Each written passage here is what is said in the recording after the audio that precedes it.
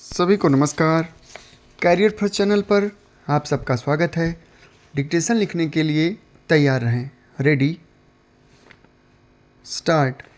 महोदय, मुझे इस बात से बड़ी प्रसन्नता है कि आप लोग जो आदिम जातियों के हित में अपने अपने तरीकों से कार्य करने में रत रहे हैं और जिन्हें आदिम जातियों की सेवा करने का प्रयास करने वालों के सामने आने वाली समस्याओं से अब तक काफ़ी परिचय हो गया है।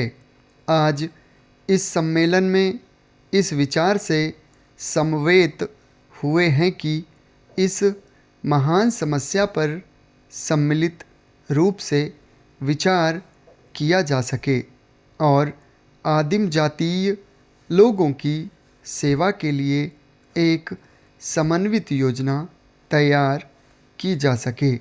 भारत के संविधान ने देश की सरकार का यह अनिवार्य कर्तव्य विहित कर दिया है कि वह इस समस्या पर विशिष्ट ध्यान दे।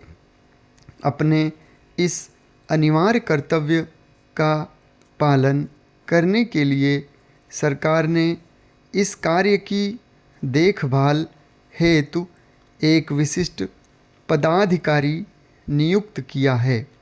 आप सब लोग श्री लक्ष्मीदास श्रीकांत को जानते हैं।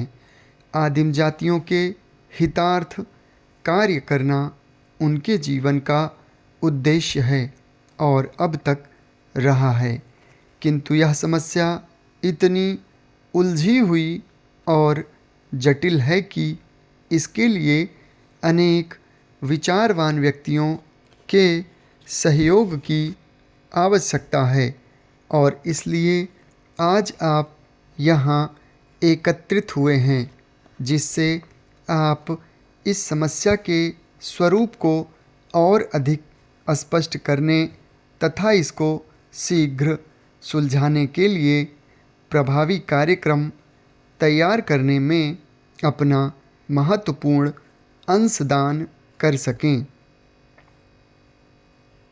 भारत में अनुसूचित आदिम जातियों के नाम से ज्ञात लोगों की जनसंख्या लगभग 2 करोड़ है।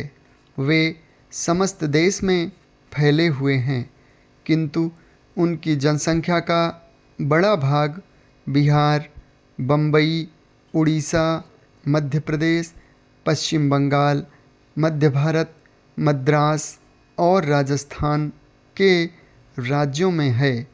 उनसे संबंधित अनेक समस्याएं हैं जिनका सहानुभूतिपूर्ण और समझबूझ से हल करना आवश्यक है। वे देश की अन्य जनसंख्या से बहुत बातों में भिन्न हैं। उदाहरणार्थ, उनकी भाषाएं विभिन्न हैं, उनके रीति रिवाज भिन्न हैं, उनके रहन सहन का तरीका अलग है और साधारणतया यह कहा जा सकता है कि वे इन विभेदों के कारण अन्य लोगों से सहज में ही अलग पहचाने जा सकते हैं। परस्पर भी वे लोग एक दूसरे से बहुत भिन्न हैं। विभिन्नताओं के कारण उनकी समस्या को सुलझाना कठिन हो जाता है। वे देश के अनेक भागों में जंगल भरे पहाड़ी क्षेत्रों में रहते हैं और इसलिए उन तक पहुंचना सरल बात नहीं है। इस कारण भी वे समाज के अन्य लोगों से न्यूनाधिक अलग बने रहे हैं। यह स्वाभाविक है कि वे लोग शिक्षा में अनेक लोगों से पिछड़े हुए हैं और उनकी आर्थिक स्थिति भी खराब है। कुछ स्थानों में तो उन्हें खेतीबाड़ी करना आरंभ कर दी है, किंतु अनेक स्थानों में वे अभी अस्थायी दृष्टि से कृषक नहीं हो पाए हैं। वे जो कुछ खेती बाड़ी करते हैं वह भी बहुत ही पुराने युग की सी है। उनके यहाँ कातने बुनने की किस्म के कुछ कुटीर उद्योग हैं और कुछ आदिम जातियाँ तो बुनावट में बड़ी ही सुंदर डिजाइन डाल देती हैं। ये साफ सुथरे और खूबसूरत बने हुए घरों में रहते हैं। समाप्त। धन्यवाद।